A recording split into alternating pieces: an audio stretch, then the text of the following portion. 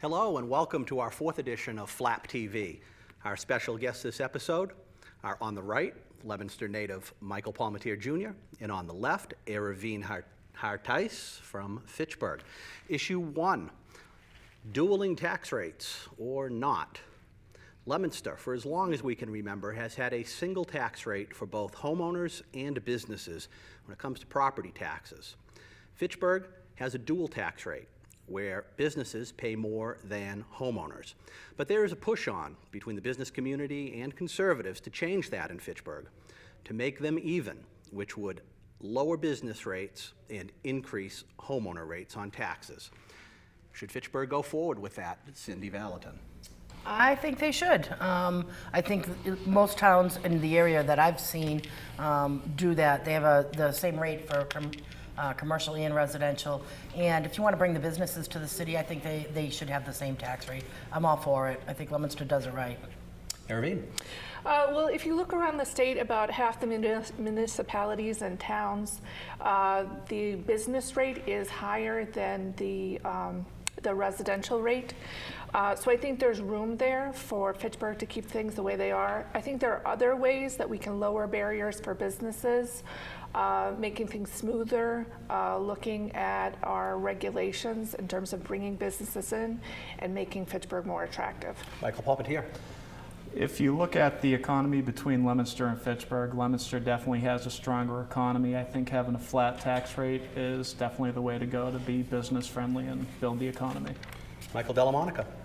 I'm a little skeptical because you look at all the challenges that Fitchburg faces compared to someplace like Leominster. The highway access, the utilities, the perception. I mean, if you actually look at the crime statistics, actually Fitchburg and Leominster, you ask somebody from inside Boston, they're almost the same city. But if you actually look at the perception, it's a little bit different, or maybe a lot different. So I'm a little skeptical. I'm skeptical of any sort of trickle-down type theory, and that's essentially because we're not talking about lowering the business rates to make it even with the residential. We're talking about raising the residential to make it even with the business. So it really is a trickle-down concept. You say we're lowering taxes on businesses, many of them including large businesses that we're trying to attract here, on the hope that they will come to Fitchburg and benefit everybody. And so I'm a little skeptical. Is it something they should be moving towards? Yeah, I mean, I wouldn't be totally against it. The statistics are there showing that it can work, but you got to be careful. You got to be careful, and you got to address some of these other things. The Boston Business Journal did a survey back in 2015 which showed that businesses, property tax rate was near the bottom of the list on the factors driving where they locate. Things such as access to utilities, highways, public transportation, the condition of the public school systems were much higher on the list.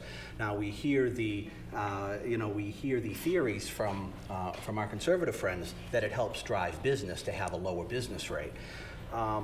Let's take Worcester, for example. Worcester, the second largest city in Massachusetts, has been on a tear when it comes to economic development.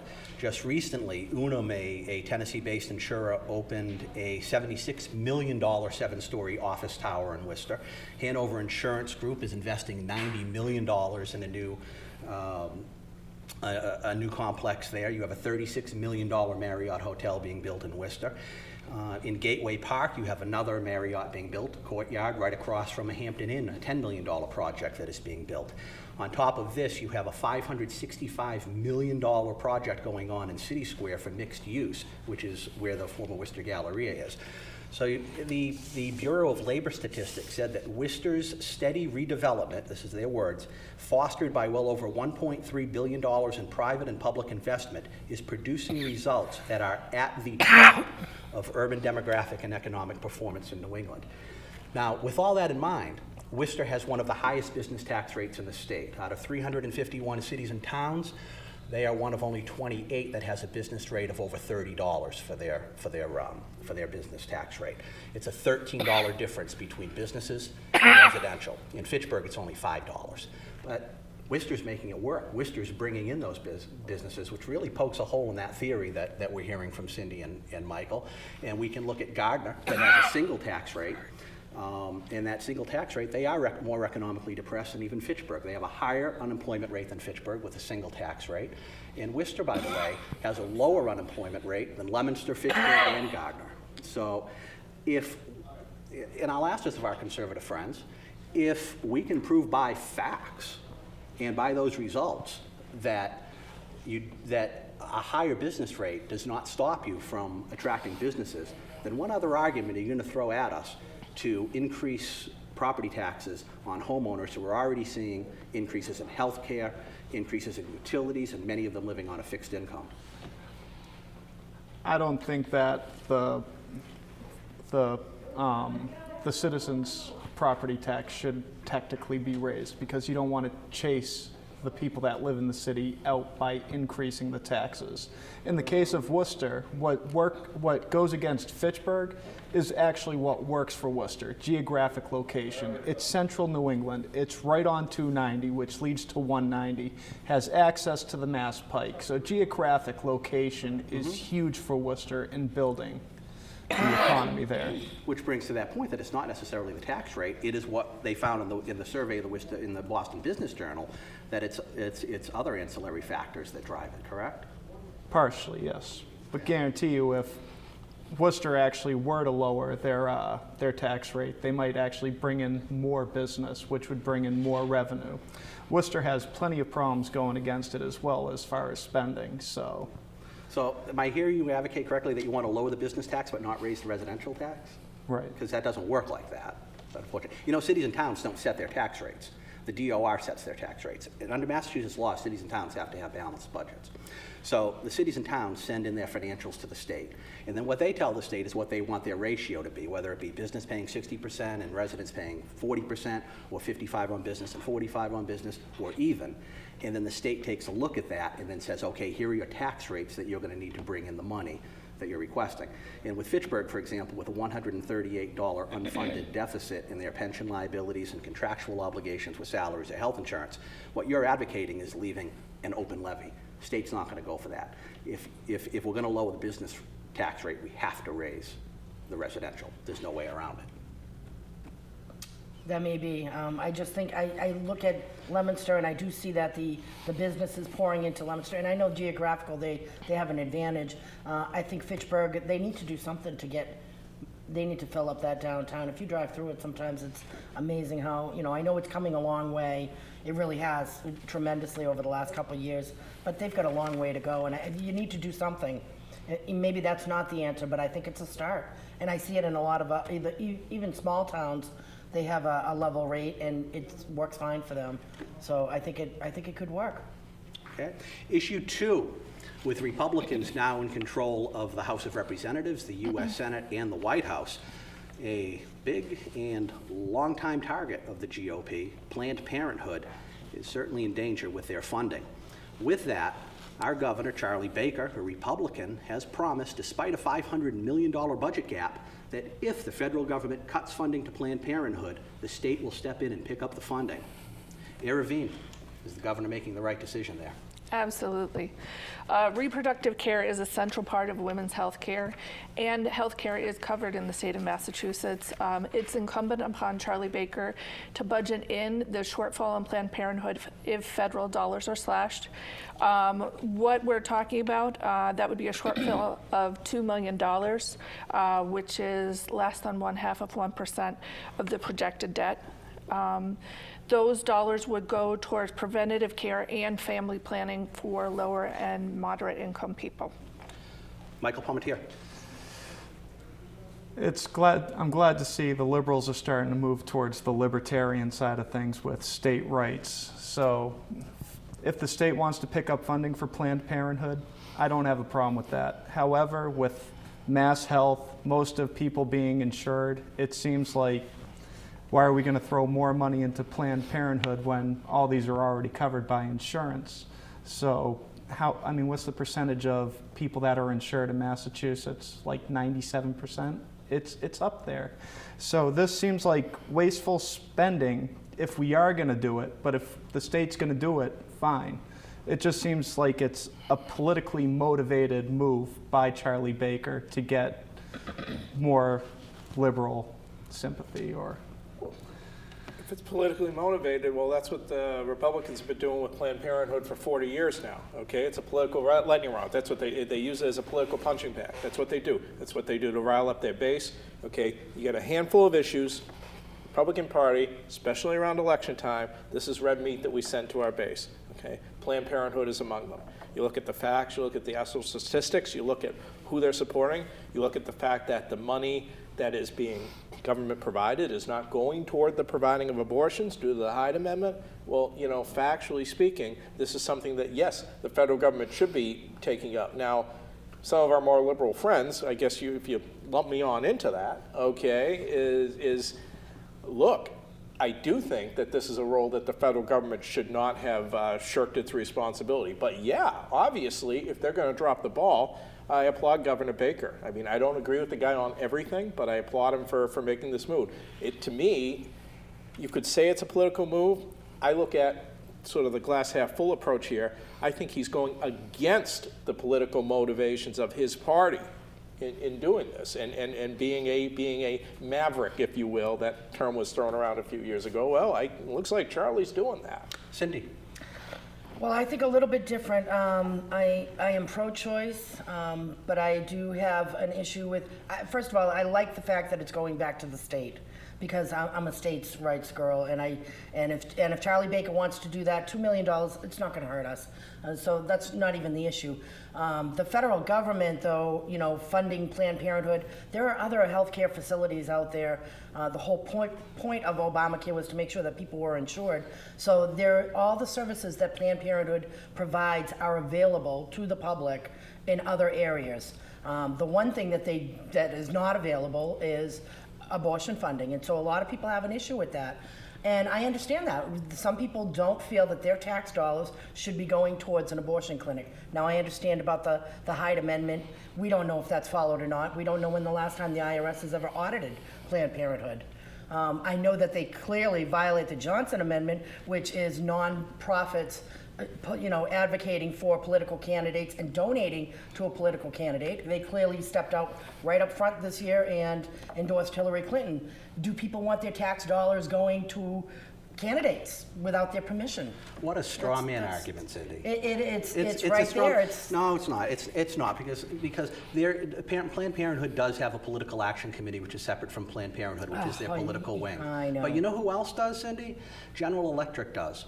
Okay, General Electric is relocating their headquarters from Connecticut to Boston, and they're getting $145 million in subsidies, which includes $120 million in grants and infrastructure and another $25 million in property tax abatements. I don't and you know what? necessarily No, agree hold with on. that either. But, well, you know what? The General Electric has a political action committee that seeks donations and gives contributions to political candidates, including some of the politicians that helped negotiate the deal.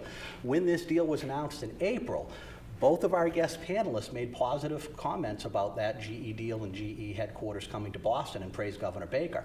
So it's okay to have political involvement if it's for corporate profit, but not okay No, if it's for providing poor women with health care. I don't agree with right? that. I don't believe that corporations that are endorsing political candidates should be federally funded with our tax dollars. And that goes across the board. I don't care if it's corporations, nonprofits. If you're going to endorse a political candidate, you should not be federally funded. But you didn't speak out against General Electric. I probably didn't know all the details But I about it. also heard crickets a couple months ago or last month when your president signed an executive order allowing for more political involvement by churches, when each year the churches have a $71 billion in tax subsidies through tax exemptions. And I spoke out about and they against have that, lobbyists everywhere. And also, just one final point I'll make before I throw it back to the panel is you talk about having access to health care, and that's what Obamacare was for. Mm-hmm. For-profit health care companies aren't very excited and enthusiastic about going into low-income areas where they may take a loss because the bills aren't paid. That's where Planned Parenthood fills that gap, is going into those poor neighborhoods and providing those mammograms and women's health services to poor women. And there's access to, there's many clinics throughout, the state of Massachusetts is loaded with clinics everywhere. I mean, look at But Leominster and just let's be Pittsburgh area. honest, it's not about political There is donations, it's about access. Planned Parenthood. It's about that, you guys have had It's a about problem with Planned Parenthood. nonprofits that are making money off the federal government endorsing political candidates. Churches shouldn't do that either. Aerevyn. I'm not for that either. I think access is an important point. Planned Parenthood, especially in north central Massachusetts, is positioned in places to give lower income people access. For example, in Fitchburg, they are right downtown, where people without cars or other transportation will be able to use them. Other concerns about Planned Parenthood is that this may only just be the first wave of rollbacks. In Title X that was put together by Nixon in the 70s, family planning for low-income women and families was established. That may be rolled back, and also sex education as well. So we're seeing a climate where abortion, access to abortion is being limited, but also ways to prevent abortions is being limited as well, and that's concerning. Good. We have 30 seconds left before we have to go to the break. We'll give the last word to Michael Palmatier. I'm all in favor of taxing the churches. They are making way too much money. Look at what the Catholic Church holds. Look at what all these Southern Baptist churches hold. If we tax the churches, let's do it. But let's stop with Planned Parenthood. I mean, if everybody's insured, then people have access to these places. Because they're in low-income places, look at what Margaret Sanger, why she started Planned Parenthood to begin with. That's the crux of it. They're in the low-income areas for a reason. Very good. Thank you. With that, we need to take a 1-minute break. We'll be right back.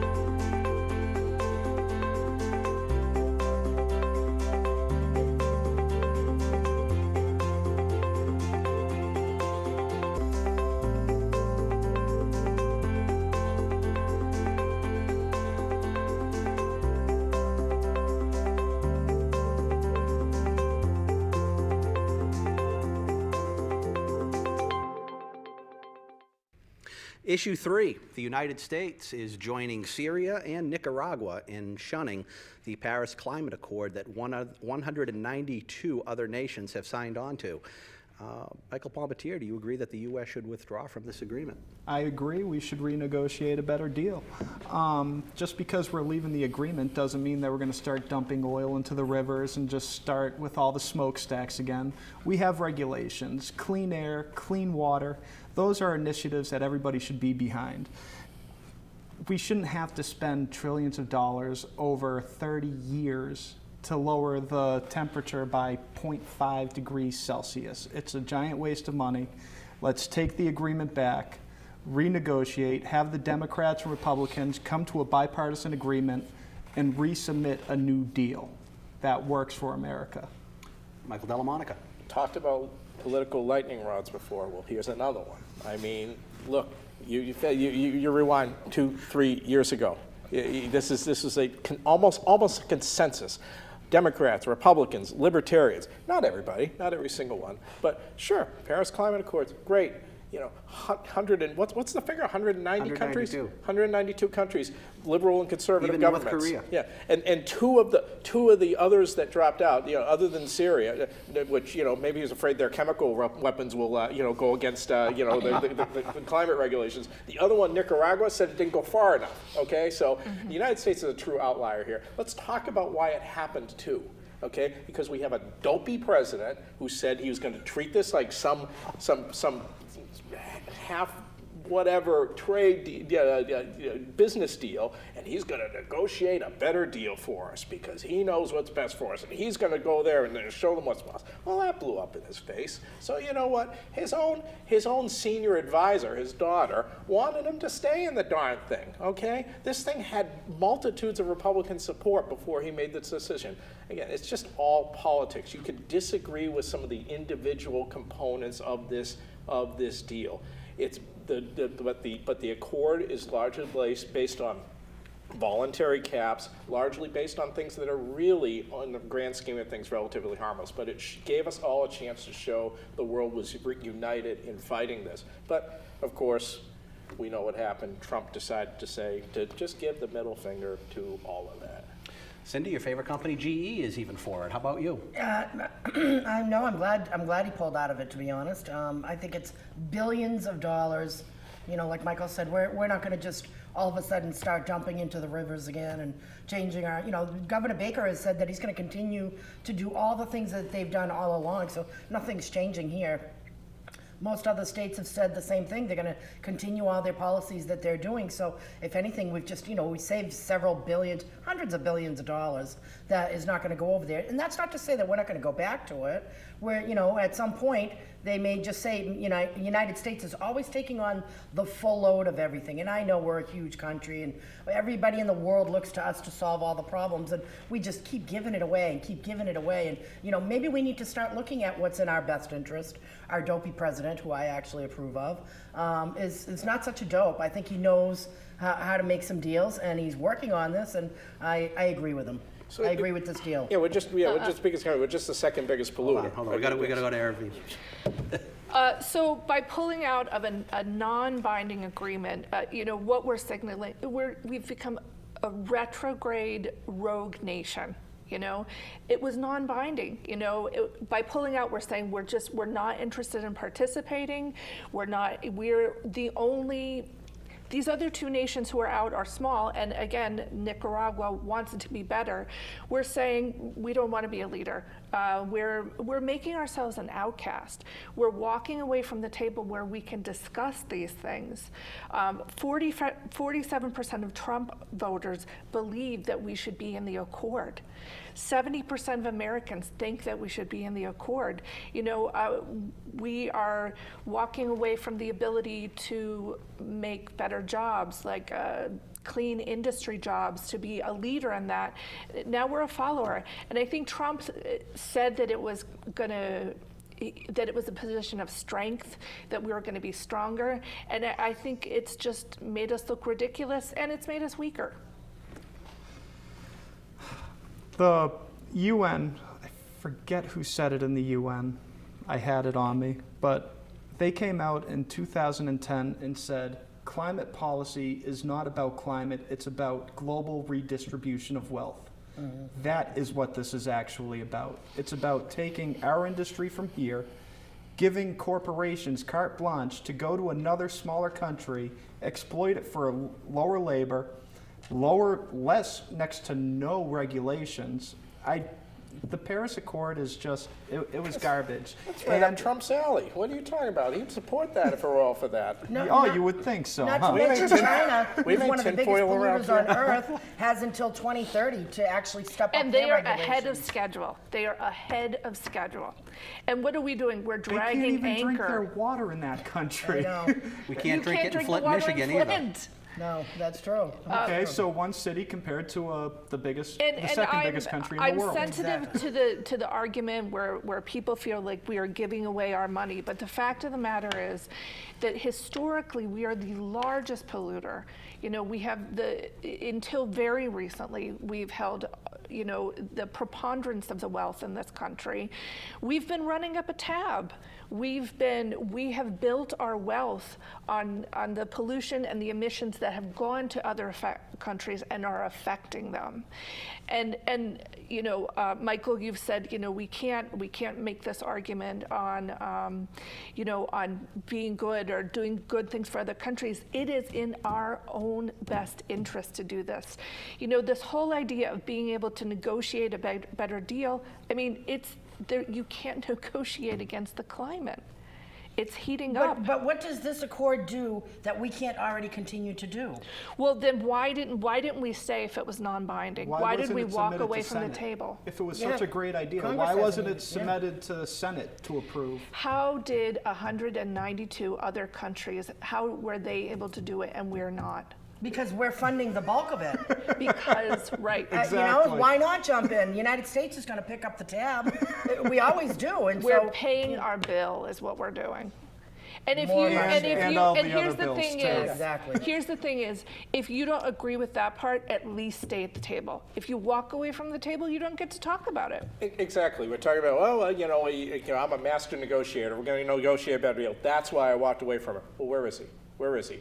And I'm still waiting for him to affirmatively do something that evidences that he's a master negotiator, not just a master tweeter.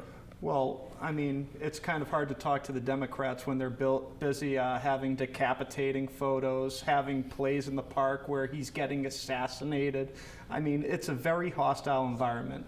I mean, yes, Obama had the rodeo clown. Extremely peaceful the previous 8 years, too. No, Yeah. no, it, Gabby Giffords None had a of bullet that. in the head, too. It's not just a rodeo clown. no, that was from a so mentally we're going to ill have guy. 8 years Oh, of the yeah, same mentally thing. ill We had lone wolf. Here we Policy go. And not about things happening We in had the park. the Democrats I mean, really, against he the needs to get a Republicans thicker before, skin. and we got the same thing going back and forth now. So what, we're done another 8 years because it happened to Obama. So we're just going to keep doing it, right? Nobody ever steps up to the plate and says, you know what? Maybe now it's time to work together and we're all going to solve some problems. Well, maybe we Democrats elect a gonna go, uniter. I'm going to do to you just what you did to me the last 8 years. All right, that's going to solve We a haven't lot. had and a uniter in this country for, A long time. Then, well, since before I was born. and you know what? And we don't have one now because the solutions that are coming from states, they're coming from cities, they're coming from places other than the White House, and that is a shame. No, that's it's a shame. beautiful. That's libertarian. Yeah. We No, should but- not. We but should. Wasn't he is designed that also- way, though. He should also be a leader. He should also be stepping up. He doesn't even think it's important. He doesn't even believe it exists. What, climate change? He Yes. said it exists. Says I'm it's a not so scam sure from about China. that. He That's said right. that in one Or tweet, China, but or whatever the he heck. has made comments where he knows that climate change is existing. He doesn't, but he has given no sign that he thinks that we need to take a leadership role or we even need to do He anything even about offered it. to bring He- Democrats into his office to renegotiate the deal for something that will work to get us back into the Paris Accord. All he does is complain about what we're not getting. Well, where are the Democrats going to? Exactly. I think with this movement that we've seen in the country, that we have to retreat from the world, America first, that It's not you know, retreating from the It is world. retreating from the world because you know what? It's lowering our Toyota stance in and the world. Nissan are building cars in Kentucky. GM and Ford are building cars in China and in India and selling to those markets. We are part of the world, and if we retreat from it, we're not going to be leaders in it. He's not retreating from the world. Clearly, he just. Of course, he's retreating from the world. He wants to get rid of NAFTA. Wants to get rid of TPP. Wait, Pulled out of Block trade deals do not work. It's not free trade. You have to have fair trade before you have free trade. If one country doesn't have the same regulations or tax basis that we do, then it's not free trade. It's us giving away our trade. We need fair trade. Michael, Aerevyn, thank you so much for joining us. We are out of time. We'll see you next time. Bye-bye.